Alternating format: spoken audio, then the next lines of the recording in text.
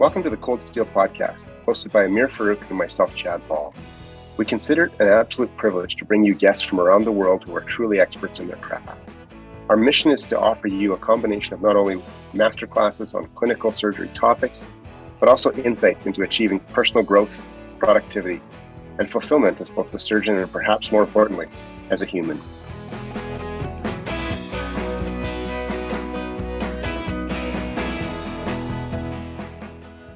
This week we had a masterclass on common bile duct injuries by Dr. Francis Sutherland. Dr. Sutherland is a hepatobiliary surgeon at the University of Calgary. Dr. Sutherland talks about not just how CBD injuries happen, but why they happen, and the cognitive biases that lead up to them. Please check out the show notes for videos and papers that supplement our discussion. I'm born in Edmonton. I don't like to tell people that, but we moved to Calgary in 1960. Dad was an ophthalmologist, and I grew up here largely going to the mountains to go skiing, and did my med school here, and then my surgical training here, and did a 2-year transplant fellowship, kidney and liver, in London, Ontario, with a fellow named Bill Wall and of course Dave Grant, and really got my grounding in liver and bile duct surgery there, and came back to Calgary in 1990 and started in with general surgery and a small amount of hepatobiliary, but mostly transplant. I ran the kidney transplant program here for about 8 years until I kind of burned out, and then went back to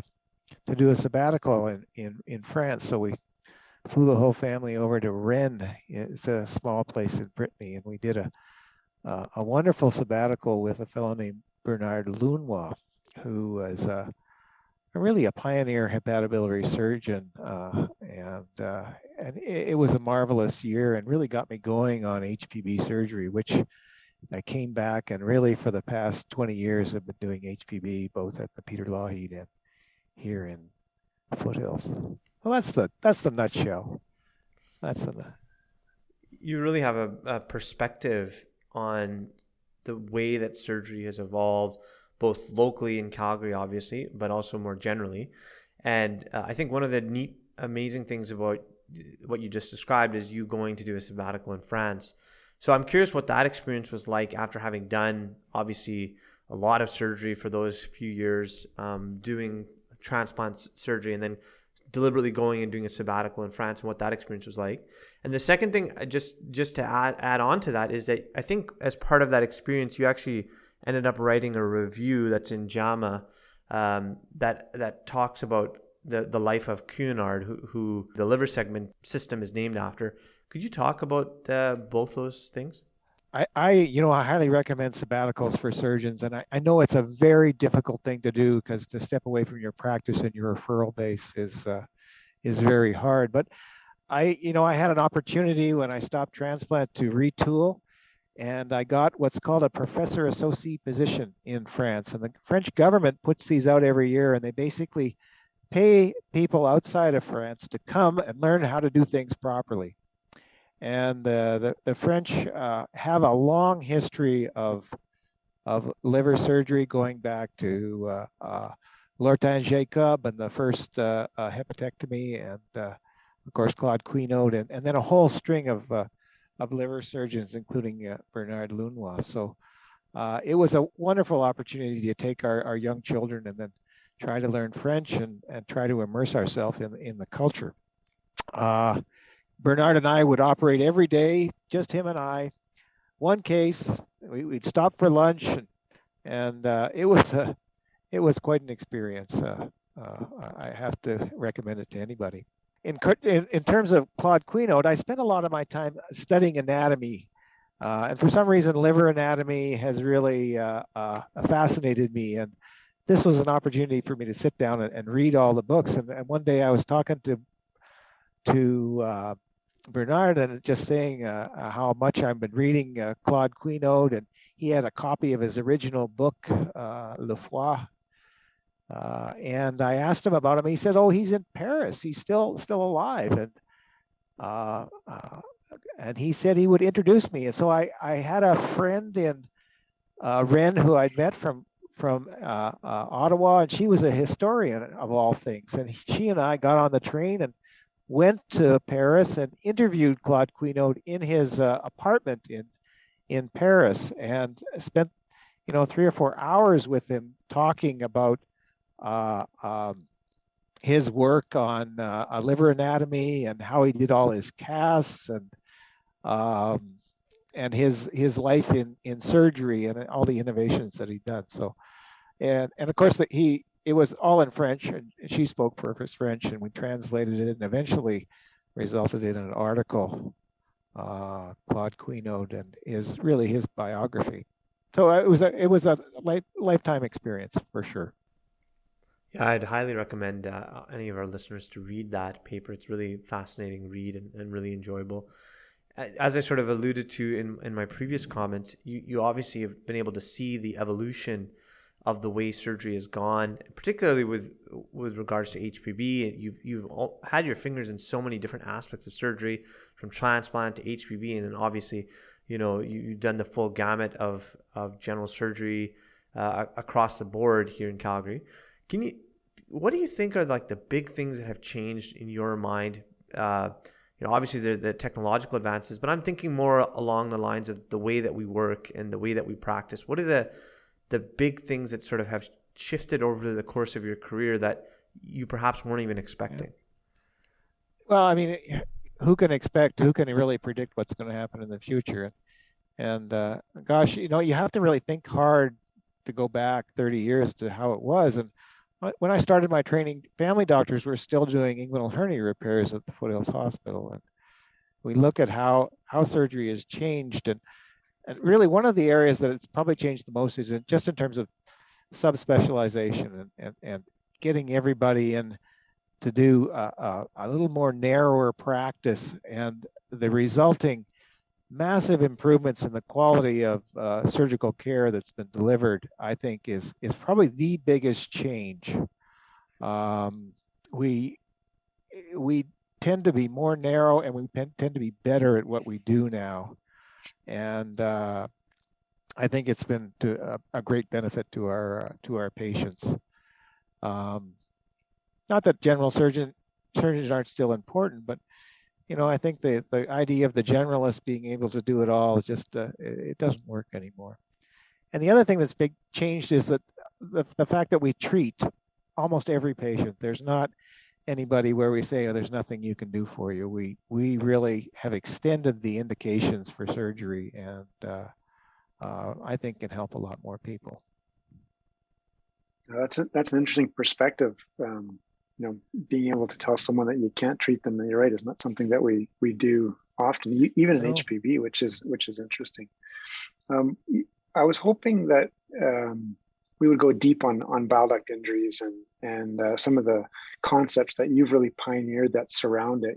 For me, and I don't just say this because you're my mentor and my partner, but I think of the titans of modern bile duct injury work. I think of Michelle Mercado in Mexico. I think of Keith Olamo in the US and Steve Strasberg. And I would put you, as the fourth member of that selective group. You've really thought about these deeply and profoundly for a very long period of time. I'm curious to start out with then, what prompted you to think about them in such a deep way, even more than most HPB surgeons? Why has it been such an interest for you for so long? Well, thanks, Chad. Yeah, I think when I came back from France in 1999 and started in really hard at my HPB surgery practice, I just started to see a lot of these injuries, and really got the sense of how devastating the injury is to the patients, but not just the patients, to the surgeons themselves. I mean, it is an emotionally draining experience. A loss of confidence, and the consequences can have a profound effect on someone's career. So there's lots of reasons to try to avoid these injuries. And so it was after fixing and dealing with the fallout from a lot of these injuries that I really started to get an interest and started to read. Clearly, I went through the the period of introduction of laparoscopic cholecystectomy and saw the rates go massively up, and then stay up. Really, they've stayed up through my whole career. And then, starting to read, and then starting to see people trying to get a handle on it. Steve Strasberg's Critical View of Safety in 1995, but really the landmark papers that got me going were, Lawrence Wei's paper on the illusion of bile duct injuries, and the fact that it's really not a technical error, it's an error in perception. And it's this whole idea of difficulty in perception that really struck me as particularly interesting. And then after that, standing on the shoulder of giants, an Australian surgeon named Thomas Hugh has written a lot about the navigation error that bile duct injuries are on top of the illusion. And he's a guy that went over and did a full sabbatical, a full master's on bile duct injuries, and then has written extensively on landmarking and the illusion and a lot of the things that I've just extended the observations. And so a lot of what I'm talking about isn't original, but it is something that I've taken up from these other giants in the field. Well, you're right, but you're also overly humble. I assure you of that. When I see you talk about this, especially recently, you sort of divide your grand rounds of your lectures into two dominant areas. The first is you seem to talk about how these injuries happen, and the second is avoiding them, which I think makes a lot of sense. So I was wondering if you could start us off then with how they happen, what's going on in that surgeon's mind, and failures of navigation and correction in particular. Yeah, I've tried to compartmentalize it in terms of why it happens. And really compartmentalize it into the three things, and in terms of what is how do we think, and one of the things that really got me going on this was really reading Daniel Kahneman's book Thinking Fast and Thinking Slow, and then getting interested in cognitive psychology, and that really got me going in terms of thinking about trying to apply that to surgery and how we think when we operate, and how we've inherited a lot of our basic thought processes from our ancestors, and how did Homo sapiens really function on the African savanna, and how the fact that they're we've been mostly all our evolution has been as big game hunters, and how that process goes, and how the fact that we have to be thinking very quickly. We have to be able to process, deal with ambiguity, deal with uncertainty, and make an indefinite percept a definite, and move forward. And that you see that in the way surgeons operate. We think very quickly. We use heuristics and shortcuts, and we move very quickly forward. And that whole concept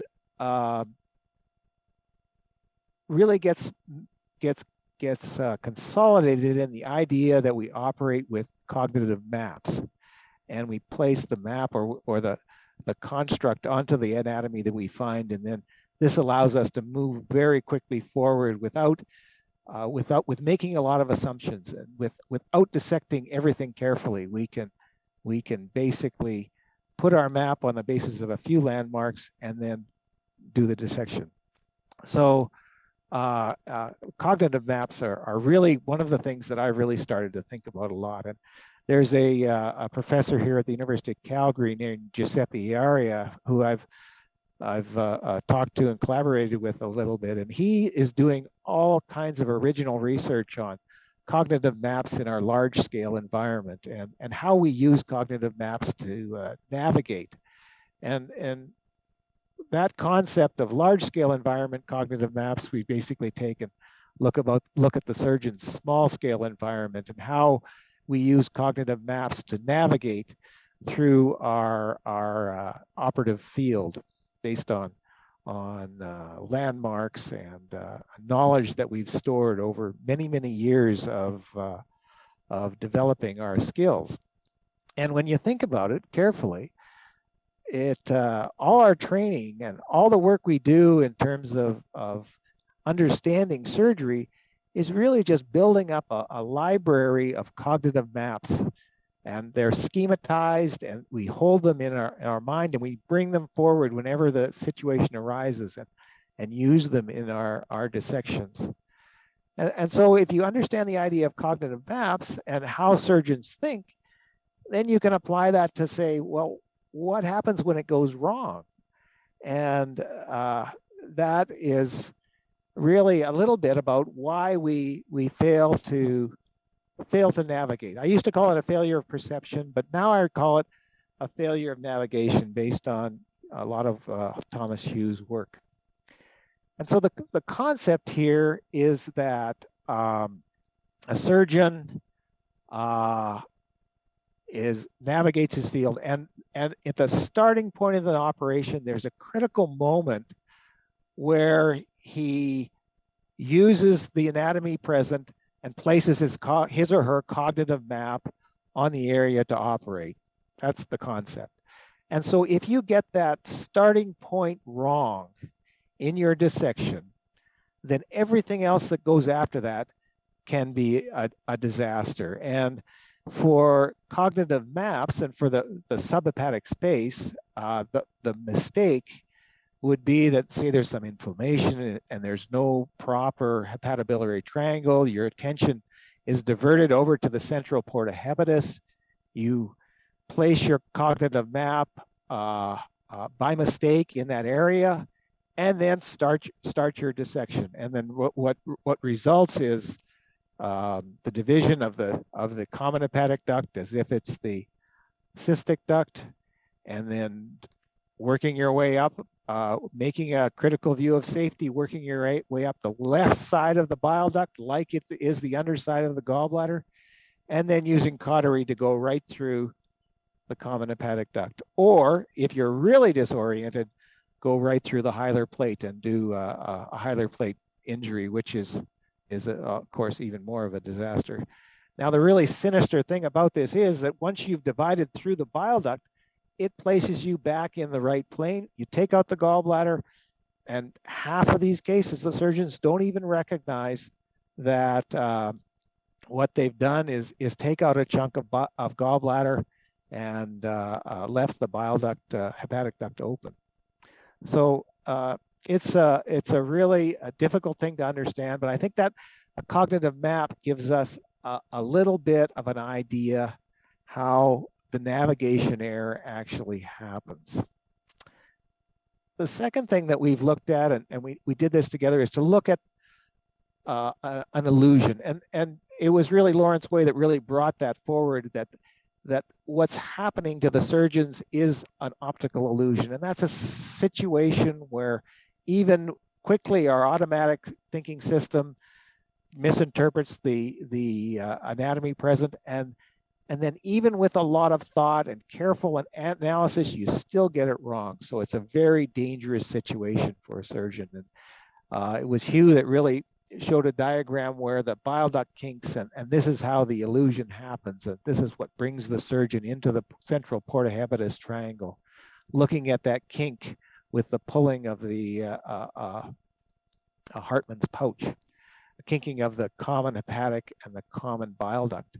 So we did a little study where we looked and see, does this really happen? Does the bile duct really kink? And so we took, over 100 pictures and then analyzed it, and we found out that yeah, the bile duct really can kink, and the angle that it produces can overlap with the angles of the hepatobiliary triangle. So we thought that really shows that indeed an illusion may be part of this injury. So that's our failure of navigation. And then the third part of this triad is a failure of correction. And this really deals with why, when we start making an error, do we not find it, correct it, and then get back into the right area. And this deals with cognitive biases, which are systematic errors that we all make. It's sort of jumping to conclusions and not fixing them. And some of them that are particular, there's hundreds of them, but some of them that are particular to surgeons are primacy, so that what we see first, it's difficult to get off that. Availability bias, and it's hard to think of another avenue to operate in. Action bias. I mean, we all want to go forward. We want to go forward quickly. So there's a bias to keep things moving. Confirmation bias, probably the granddaddy, is that once we decide what we're going to do and what the things is, everything else we see confirms our original opinion. And lastly, overconfidence, and surgeons suffer from this, and it can get as bad as hubris. So those can all predispose to errors, and those are all, inherited things that we do. So those are the three areas that we worked on. The cognitive maps are really the central part of and sort of what we've taken beyond the simple failure of perception. I always get so excited when someone talks about Daniel Kahneman. I just think his work has impacted so many different areas of the way we think, the way we understand the way that we think. Just this week, I was reading a paper of his that where he looked at pain that people had after having colonoscopy, and just like a simple thing that, or if they left the scope in at the end of the case without moving it, so that the very end of the case was less painful, patients had a better overall experience. Like, there's just so many things that Kahneman has had an impact on. I read his book over and over, and every time I read it, I learn something new. And just the whole concept of how we learn things, and how a resident gets better at operating versus somebody who's experienced. It's fascinating. Yeah, he actually has a new book that's coming out recently as well, which is, I think, is also going to be equally as fascinating. I wanted to ask you though, so there's two parts. One is, I remember as a resident, you had actually done some studies and looked at actually how people use landmarking. And I remember being part of this study where you actually had us kind of this virtual map when you were kind of going through this city, and you asked participants to kind of recreate their mental map. I'm curious what that study showed. And then the second question I have for you is, why was there an increase? Like, what's different about laparoscopic surgery that this optical illusion happens, where you think that you're dissecting on the cystic duct, but you're actually dissecting on the common bile duct? Really, now we're getting into the whole idea of how do we avoid bile duct injuries, and that's where the landmarking study, and I like to say that this is my landmark study. It's the only way I'll ever say it. And Chad was obviously involved with this significantly. So, I mean, Thomas Hugh, again, one of my heroes, he published a paper in, it's got to be in the 90s, looking at the sulcus of Rouvier as a landmark for navigating the cholecystectomy. And so that really got me thinking that perhaps there are other landmarks there that will help us set our cognitive map, set our navigation, so that we can navigate clearly with the right starting point.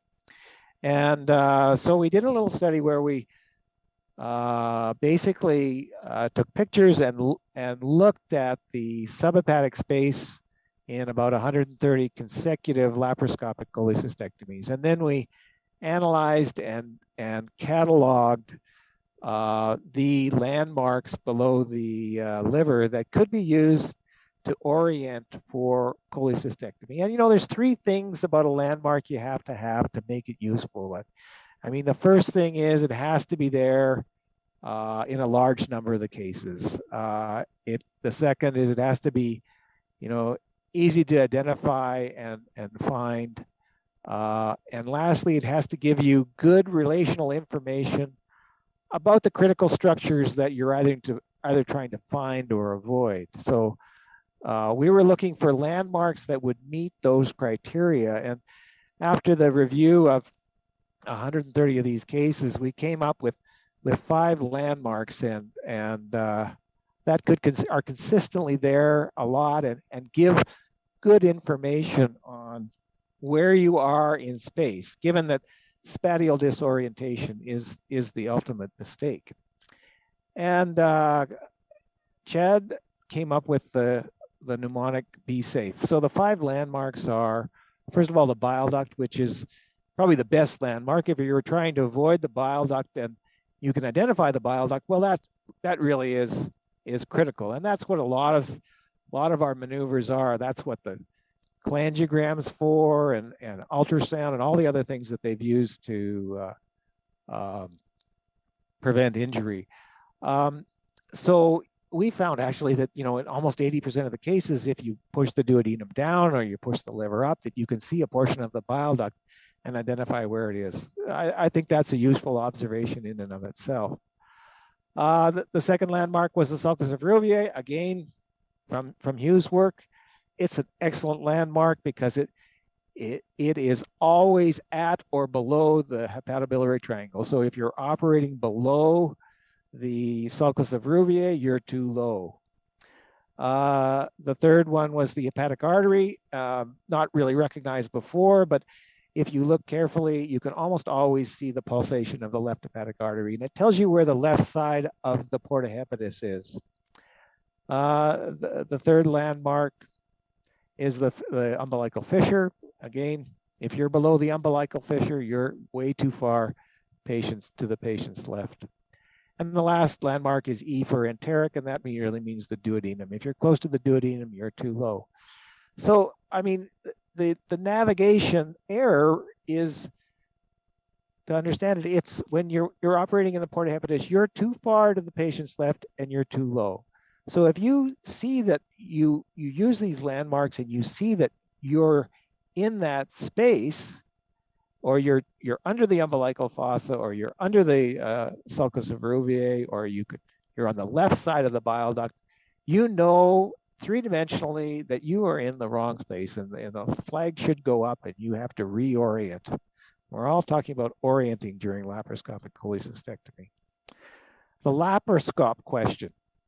Well, it is a very interesting question, and it is interesting that in the early 90s, when bile duct injuries went crazy, that's when the laparoscope was introduced. And there's several things that happen in a laparoscope that you don't get when you're open. When you're open, you really do look and understand the subhepatic space and the porta hepatis, the stomach, the markings on the liver.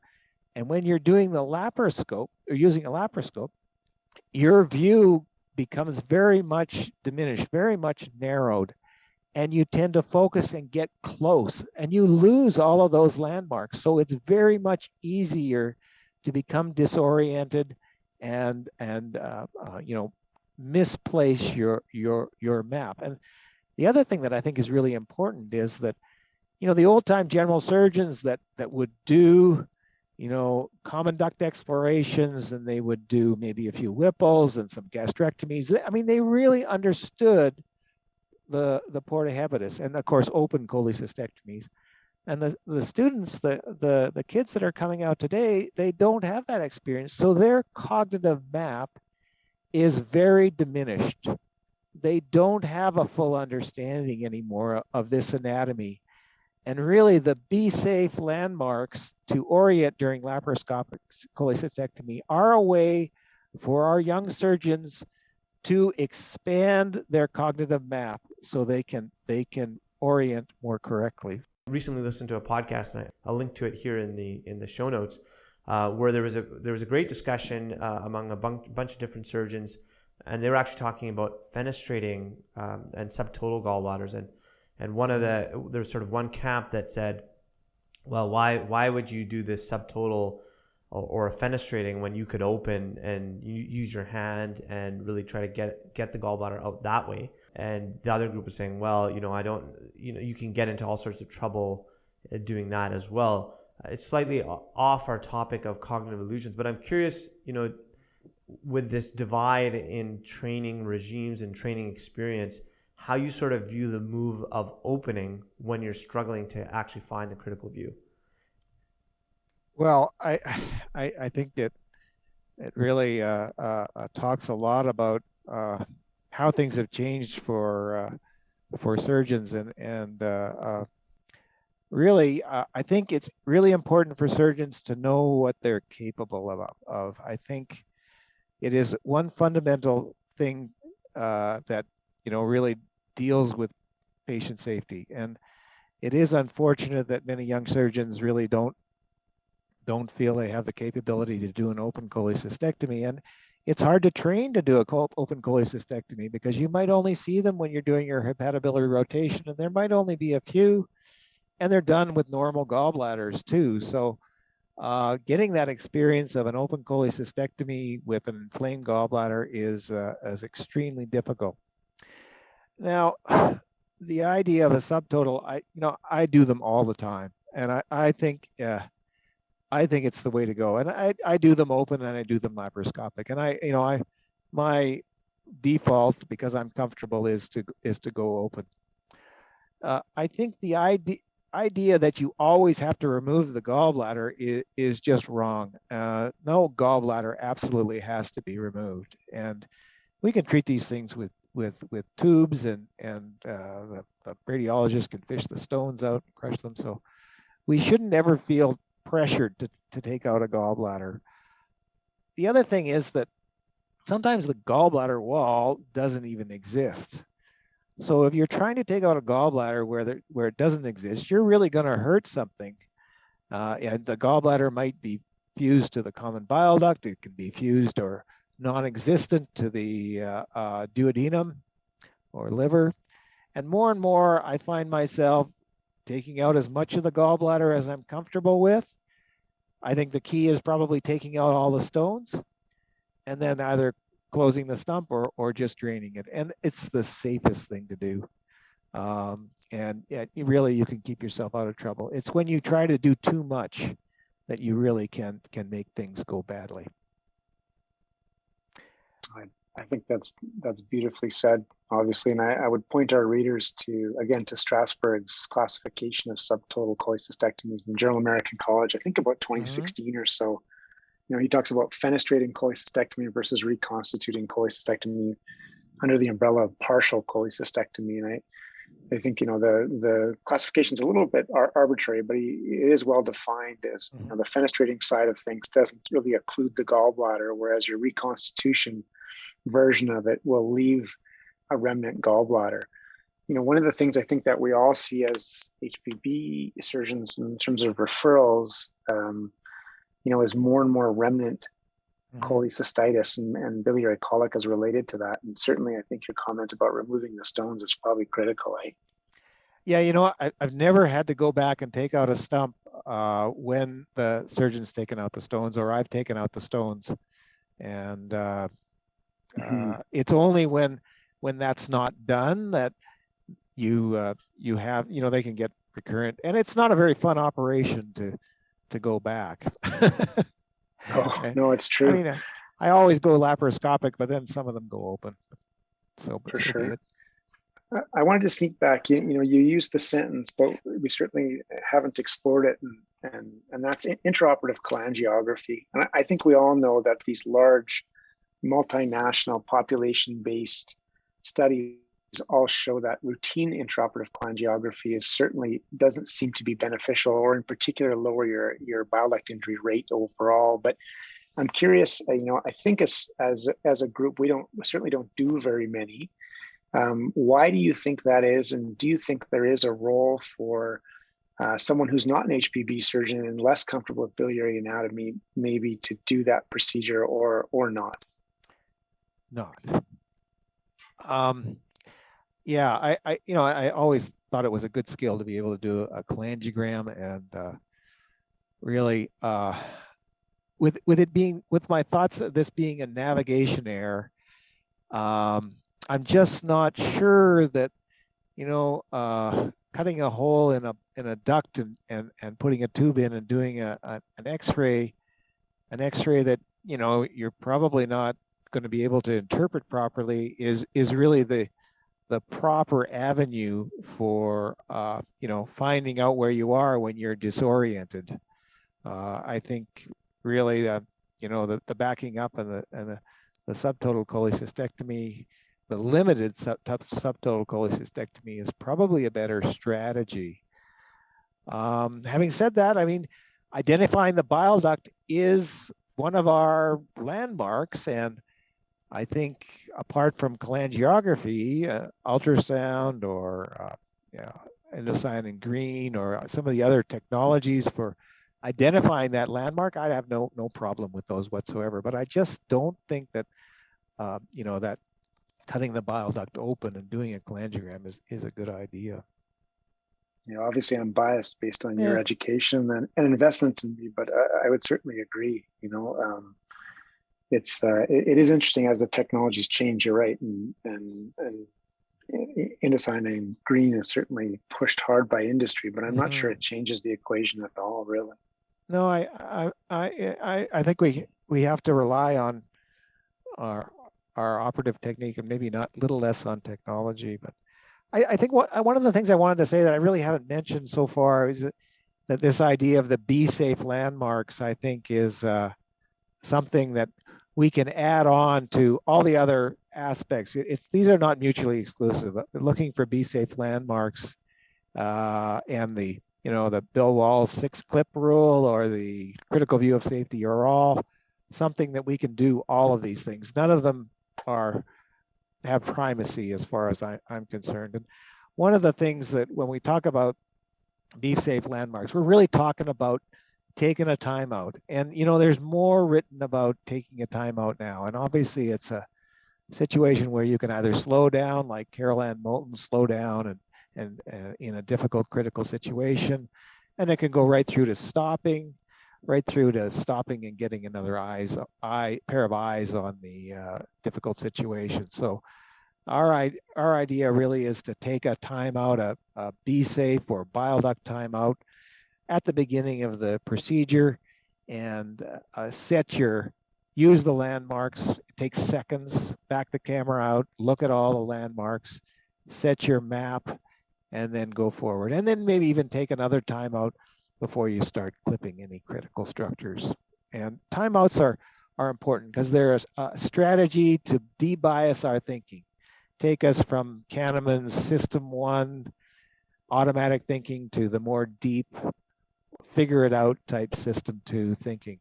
And that's what the safe surgery checklist is. And surgeons should be using timeouts all the time, as far as I'm concerned.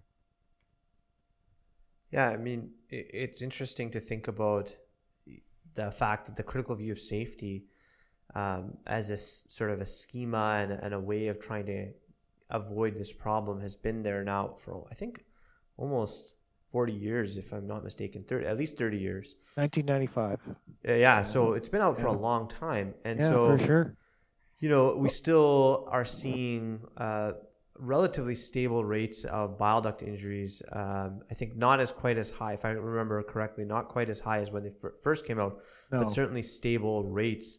And so I'm curious, you talked about this idea of timeouts, but do you ever think that getting to a zero bile duct injury rate or a zero bile duct injury event type of thing, if that's achievable, and what we would need to be able to do to get there? Well, no, I don't. I think there are certain limits to human endeavors, technical situations that we can only get to be so good. And some people will argue that maybe we've reached that limit with bile duct injury rates at the 0.3 and 0.4%. And I'm not so sure we've arrived at the best we can do. I think we can do better. So that's why, hence the idea of a new strategy. These are changing surgeon, changing human behavior is extremely difficult and happens very slowly. You should ask yourself, well, why does the critical view of safety not want work? And I think there's a conceptual difference. The critical view of safety tells you where you should be. The Be Safe landmarks perhaps tells you more where you shouldn't be. So they're kind of almost fundamentally different. It's the critical view of safety is not really a navigation strategy, and you sometimes the hepatobiliary triangle just it doesn't exist. And there's been a few papers that have shown surgeons can be convinced that they're making a critical view of safety when they're in fact making it in the porta-hepatis triangle. So I shouldn't say it is a good strategy, but it's not the be all and end all. I hope Steve's not listening. Yeah, exactly. We want to sort of end this segment or end the podcast. And again, thank you for your time with a question about training I have for you. You know, as you've talked about, you've been in this game very deep for well over 3 decades. And I'm curious when it comes to safe cholecystectomy, avoiding bile duct injuries and understanding biliary anatomy. In the modern training era, and you teach residents and fellows every single day, what advice would you give those trainees in terms of, recruiting and obtaining that knowledge and that expertise technically to the best that they can, again, with the current training paradigm in mind? Yeah, I think Kahneman really dealt with this in his book a bit. I think that surgeons have a wonderful opportunity in training in that what we do, we receive immediate feedback. We receive feedback from our operative field, and we receive feedback from our mentors. And when you're doing something and someone is correcting you and you see the results right away, it's a really powerful learning situation. I think that from a cognitive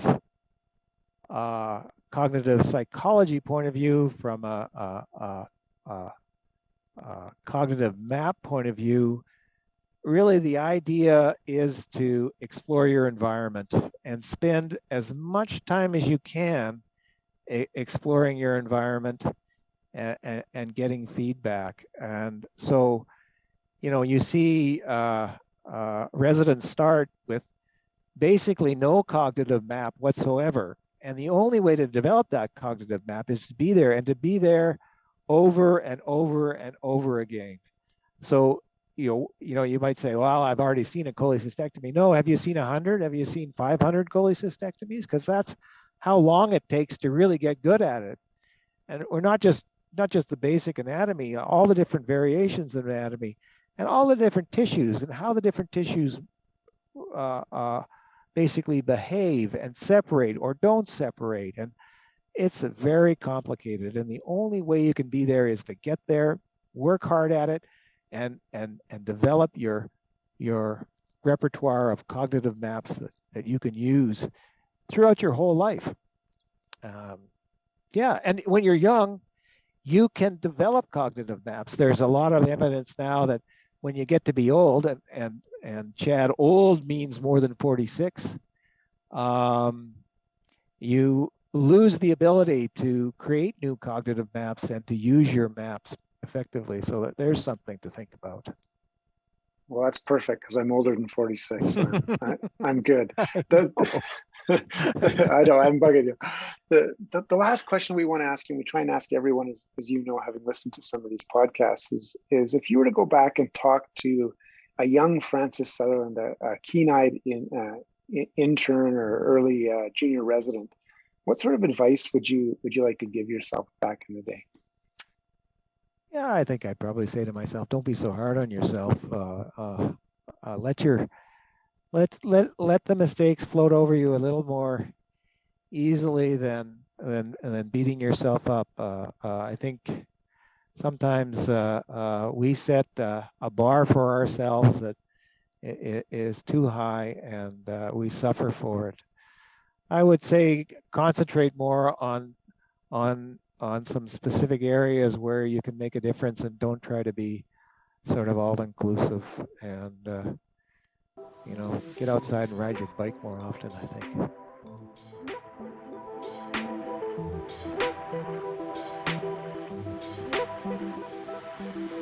You've been listening to Cold Steel, the official podcast of the Canadian Journal of Surgery.